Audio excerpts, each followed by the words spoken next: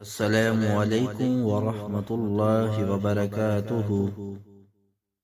اگر آپ روزانہ کی ایک صحیح حدیث سننا چاہتے ہیں تو اس چینل کو سبسکرائب کر لیں۔ شکریہ۔ بسم اللہ الرحمن الرحیم۔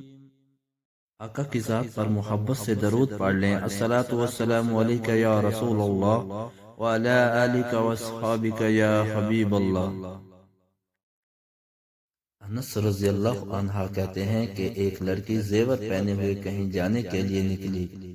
ایک یہودی نے اسے پکڑ کر پتھر سے اس کا سر کچل دیا اور اس کے پاس جو زیور تھے وہ اس سے چھین لیا۔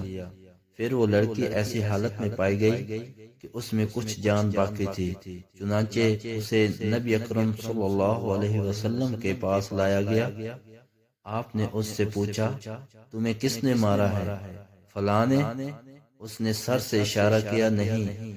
آپ نے پوچھا، فلاں نے؟ یہاں تک کہ اس یہودی کا نام لیا گیا جس نے اس کا سر کچلا تھا، تو اس نے اپنے سر سے اشارہ کیا، یعنی ہاں، تو یہودی پکڑا گیا اور اس نے اعتراف جرم کر لیا۔ پھر رسول اللہ صلی اللہ علیہ وسلم نے حکم دیا اور اس کا سر دو پتھروں کے درمیان کچل دیا گیا۔ حدیث نمبر 1394، ترمذی شریف۔ اگر ہو سکے تو اپنے والدین اور آقا کی ساری امت کے صالح ثواب کے لیے اس حدیث کو زیادہ سے زیادہ شیئر کریں۔